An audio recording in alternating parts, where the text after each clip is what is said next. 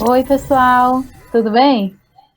Eu sou a professora Lucilene Farias, de Química, e hoje nós vamos falar sobre geometria molecular. O que seria geometria molecular? A geometria molecular mostra como os núcleos dos átomos estão posicionados em relação uns aos outros. Para compreender bem esse conceito, vamos relembrar de um conceito físico falado de teoria de repulsão de cargas. O que acontece numa ligação química? Os átomos, ao se ligar, eles interagem, com uma interação atômica entre os seus núcleos e os elétrons que estão ali formando as ligações. Bem, a tendência natural é que esses pares de elétrons compartilhados entre os átomos fiquem o mais distante possível, segundo a teoria de repulsão de cargas. Cargas iguais se repelem, ao passo de que o núcleo que é positivo atrai. Então, nessa repulsão e atração dos núcleos, ocorre uma estabilidade na molécula, onde eles vão se posicionar em ângulos fixos, nos dando aí a geometria da molécula. Então, basicamente, a geometria vai nos mostrar como os núcleos estão posicionados em relação um ao outro. Outra situação também que nós devemos prestar atenção aí é que essas ligações, elas podem ser ligações simples, dupla ou tripla. Mas em volta do átomo central, nós não vamos determinar dessa forma, nós vamos falar que existem nuvens eletrônicas. Essas nuvens eletrônicas, onde ocorre a repulsão, certo? Para que eles fiquem em ângulos fixos. Ela pode ser representada por uma ligação química, seja ela dupla, simples ou tripla. Ela pode também ser representada por par de elétrons que não foram compartilhados dentro da ligação. E aí formar, assim, a geometria, ok? Vamos a alguns exemplos de geometria. Nós temos a geometria angular, a linear, piramidal, trigonal plana e tetraédrica. Então, vamos analisar cada uma dessas geometrias. Bem, quando nós temos moléculas diatômicas, ou seja, aquelas que são formadas por dois átomos, como, por exemplo, aí o ácido clorídrico, o HCl, o cloreto de hidrogênio, e o nitrogênio. Em moléculas diatômicas, percebam que os núcleos dos átomos tendem a ficar o mais afastado possível também, aí, formando uma geometria que nós vamos dizer que é linear. Então, todas as moléculas diatômicas determinadas por geometria linear, ok? Todas vão formar geometria linear. Moléculas do tipo AX2, ou seja, que são triatômicas. Nós vamos ter aqui o exemplo da água e do CO2, que é o dióxido de carbono.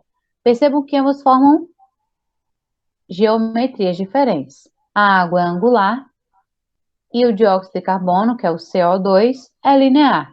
Por que isso acontece?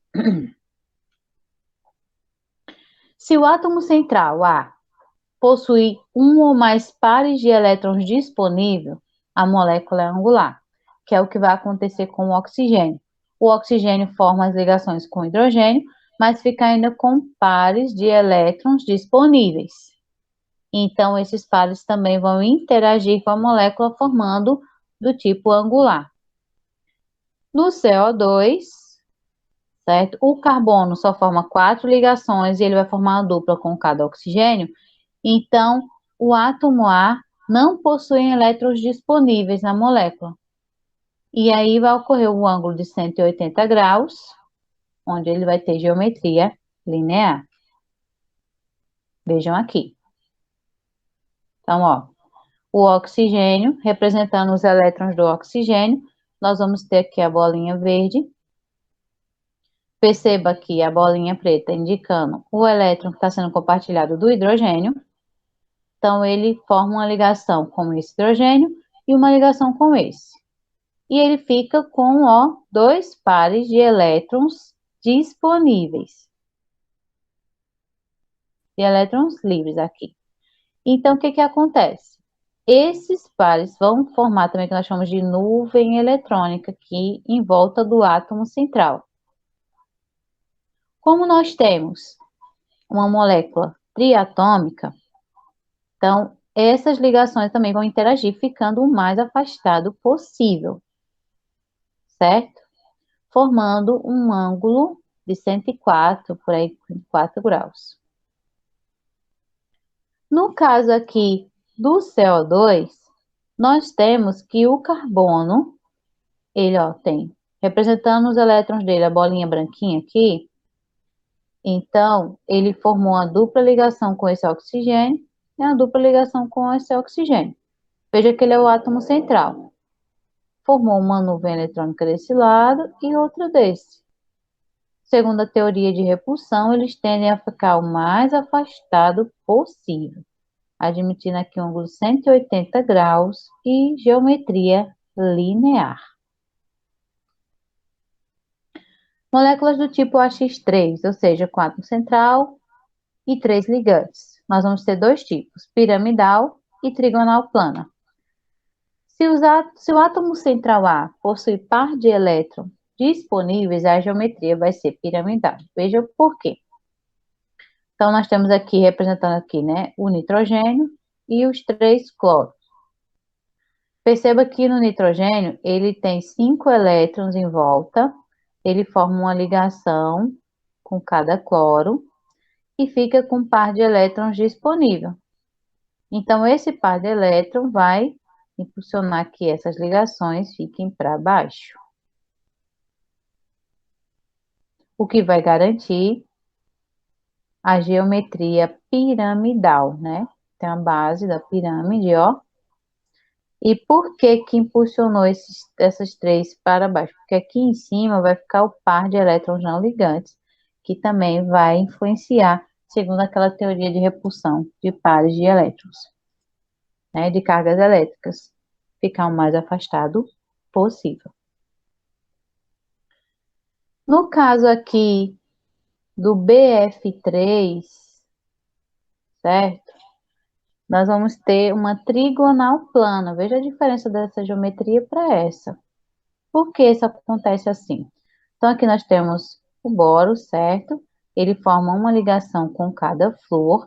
Lembrando que tudo é em relação ao átomo central, que é o átomo ligante.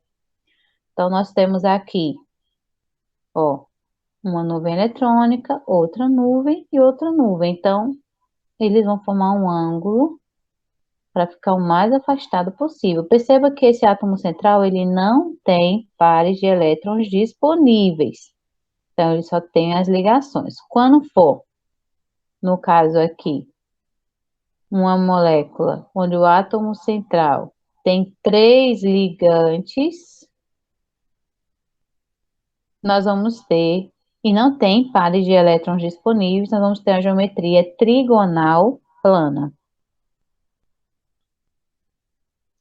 Moléculas do tipo AX4, ou seja, 4 ligantes. Nós vamos ter aqui justamente esse exemplo, tá? O átomo central, os 4 ligantes, formando o que nós chamamos de geometria tetraédrica. Considere as seguintes fórmulas e ângulos de ligações. Então, a gente tem a água, um ângulo de 105, certo? A amônia, e ele vai dar aqui todos os ângulos. As formas geométricas dessas moléculas são respectivamente. Então, aqui, ó, com 105, nós vamos ter uma geometria angular. 107, a piramidal, 109, a tetraédrica e 180, a geometria linear. Letra A. De acordo com a teoria de repulsão dos pares eletrônicos da camada de valência, os pares de elétrons em torno de um átomo central se repelem e se orientam para maior afastamento angular possível. Considere os pares de elétrons em torno do átomo central. Podem ser uma ligação covalente, simples, dupla ou tripla, ou simplesmente um par de elétrons livres, sem ligação. Com base nessa teoria, é correto afirmar que a geometria molecular do dióxido de carbono é. Então, vamos aqui ao dióxido de carbono, né? Então, 2 oxigênios, dióxido de carbono, que é o átomo central. O carbono forma 4 ligações, aí vai formar uma dupla aqui, outra aqui. Analisando o átomo central, a gente observa que há 2 nuvens eletrônicas. 2 nuvens eletrônicas vai formar o maior ângulo possível, no caso, um ângulo de 180, e a sua geometria será linear. Pode dizer que vai em forma de linha. Então, geometria linear. Linear. Letra D. O gás SO2 possui moléculas. Então, vamos ver aqui. O S tem 3 elétrons. Ele está ligando com 2 oxigênios. Então, vai formar justamente a dupla aqui com um oxigênio, a dupla aqui com outro oxigênio. Certo? E vai ficar com um par de elétrons livres. Isso vai garantir aqui um ângulo de 120 graus, que vai determinar uma geometria o quê? Linear? Não. Com ângulos teóricos de ligações iguais a 120? Sim. Em que há ligações entre os 2 átomos de oxigênio? Não, eles vão se ligar ao enxofre. Bem, esse ângulo aí admite geometria angular. Bem, pessoal, por hoje é só. Na próxima aula, nós vamos falar sobre polaridade das moléculas. Um grande abraço e até a próxima!